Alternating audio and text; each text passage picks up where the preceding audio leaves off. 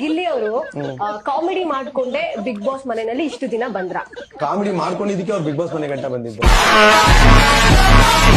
ಅಲ್ಲ, big boss ಮನೆಯಲ್ಲಿ comedy ಸಕ್ಕತ್ತಾಗಿ ಮಾಡ್ತಾರೆ ಅನ್ನೋದಕ್ಕೆ ಅವ್ರು ಬಿಗ್ ಬಾಸ್ ಮನೆ ಗಂಟ ಬಂದಿದ್ದು. ಅಂದ್ಮೇಲೆ ಬಿಗ್ ಬಾಸ್ ಒಪ್ಕೋತೀನಿ.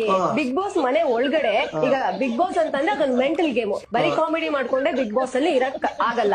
ಈಗ ಟಾಸ್ಕ್ ಅಂದ್ರೆ ಟಾಸ್ಕ್ ಆಡ್ಬೇಕು. ಬಿಗ್ ಬಾಸ್ ಏನೇ ಒಂದು ಗೇಮ್ಸ್ ಕೊಟ್ರು ಅದನ್ನು ಆಡ್ಬೇಕು. ಕ್ಲೆವರ್ ಆಗಿ ಎಲ್ಲದೂ ಆಕ್ಟಿವ್ ಆಗಿ ಬಿಗ್ ಬಾಸ್ ಮನೇಲಿ ಇರ್ಬೇಕು.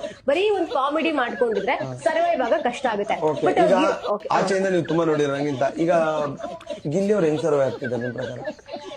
ಅದನ್ನ ನಾನು ಹೇಳಂಗಿಲ್ಲ. ಯಾಕಂದ್ರೆ ನೀವು ಈಗ ಈಗ ಸಕ್ಕತ್ತಾಗಿ ಸರ್ವೈವ್ ಆಗ್ತದೆ. ನೀವ್ ಹೇಳಿದ್ರೆ ಗಿಲ್ಲಿಗೆ ಸಖತ್ ಫಾಲೋಯಿಂಗ್ ಇದೆ ಅಂತ. ಯಾವ ವಿಚಾರಕ್ಕೆ? ಅವರ ಮಾತಿನ ಶೈಲಿಗೆ. ಮತ್ ಸಾಕಷ್ಟೇ. ಸರ್ವೈವ್ ಅಷ್ಟೊಂದು ಸರ್ವೈವ್ ಆಗ್ತದೆ. ಈಗ ನಿಮ್ಗೆ ಡೈಲಿ 3 ಟೈಮ್ ಊಟ ಇದ್ರೆ ಸೂಪರ್ ಆಗಿ ಸರ್ವೈವ್ ಆಗ್ತಾ ಇದೀರಾ ಅಲ್ವಾ? 8 ಟೈಮ್ ಊಟ ಮಾಡೋದ್ರ ಬಗ್ಗೆ ಯಾಕೆ ಯೋಚನೆ ಮಾಡ್ತೀರಾ?